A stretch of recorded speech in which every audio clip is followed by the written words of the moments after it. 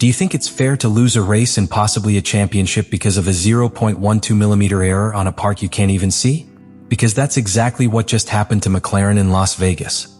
5 hours after the checkered flag fell at the Las Vegas Grand Prix, when the glamour of the podium had already dissipated and the paddock began to quietly dismantle, news broke that shook not only McLaren, but the entire Formula One ecosystem. The FIA announced that Lando Norris and Oscar Piastri had been disqualified. The reason? A millimeter technical violation in the skid blocks located under the chassis. A double impact disqualification that came not after an accident, a poorly managed yellow flag or a controversial maneuver, but as a result of a routine technical inspection. And most disconcerting, neither the pilots nor the team knew they were at risk. No symptoms on the track, no prior warning. This was not just any sanction.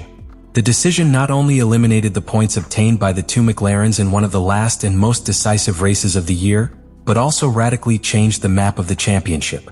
Lando Norris, who had left the Las Vegas street track with the World Championship lead in his pocket, woke up technically disqualified with 0 points, and with Max Verstappen once again having a real opportunity to take the title from him. In a championship as close and strategic as 2025, this is the equivalent of a postponed checkmate. There is no margin for error at this point, and even less so when there are only 2 races left to play. The context makes what happened even more dramatic. Las Vegas, with its new urban layout, was seen by McLaren as a favorable location. They arrived leading the Constructors' Championship, with a consistent car and 2 drivers in shape, especially Piastri, who had had a solid performance weeks before in Japan. Norris, for his part, was considered by many to be the most complete driver of the year, dominating not only in pace, but also in cool head and consistency. All that was put on hold when the FIA published the results of the advanced technical inspection. Suddenly, what was one step closer to the championship turned into a strategic loss of points that changes the entire narrative of the season. This episode not only hits the results, it also sends a warning to the entire grid. In modern Formula One, there is no room for errors no matter how minimal they may seem. You can dominate on the track, execute an impeccable strategy, and still lose everything to a part that wears a few microns more than allowed. What happened in Las Vegas transcends McLaren. It is a wake-up call to all teams seeking to improve performance even in the least visible areas of the car. Because if something became clear that night in the Nevada desert, it is that in today's Formula One, the championship is also decided in the invisible margins of the regulations. To understand the seriousness of what happened in Las Vegas, you have to go far beyond the headlines. You have to delve into the invisible mechanics of the Formula One technical regulations. And at the center of all this scandal are the so-called skid blocks, also known as skating blocks, inserted within a broader structure called plank assembly. These pieces are not glamorous, they are not visible from onboard cameras, nor are they mentioned in post-race analysis. But they are essential to ensure that all cars remain within a minimum margin of physical and technical safety. In 2025, Article 3.5.9 establishes that the initial thickness of the plank must be 10 millimeters, with a maximum wear tolerance of only 1 millimeter. That is, if at the end of the race the thickness of the block is less than 9 millimeters at any of the inspection points, the car is considered out of regulation. It doesn't matter if it was an impact, a more aggressive piano than expected, or a setting that was too risky. If that block has worn more than allowed, disqualification is automatic. The FIA leaves nothing to chance.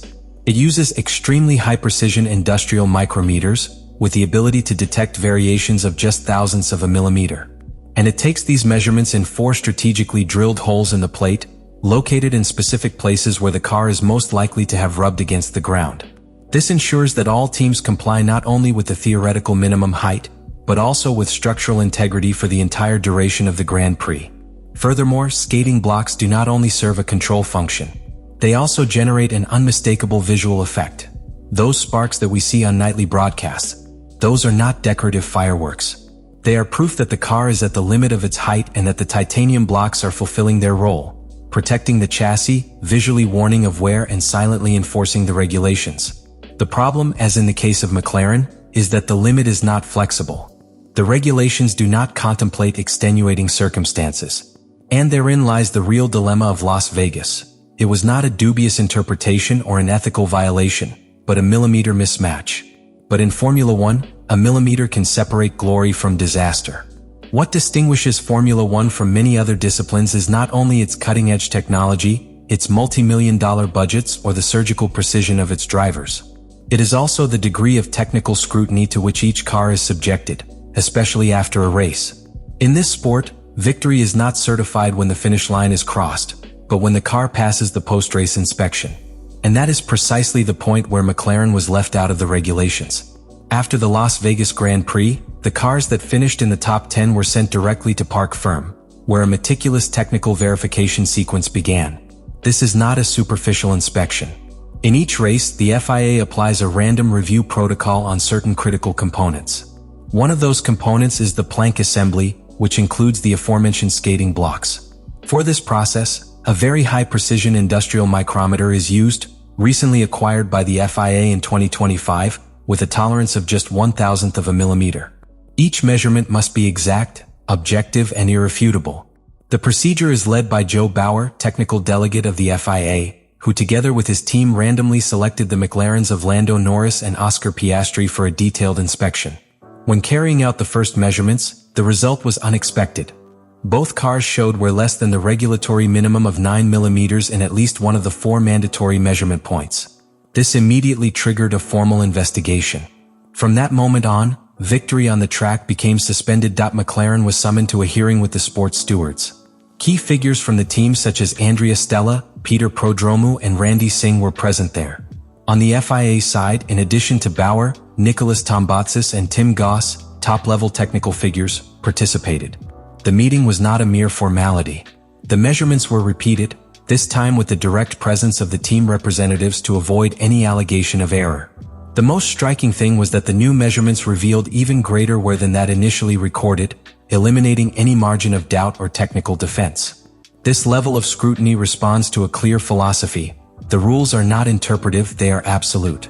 Article 3.5.9 leaves no room for nuances. If the block thickness falls below 9 millimeters in any of the inspection holes, disqualification is automatic. There are no appeals or context analysis.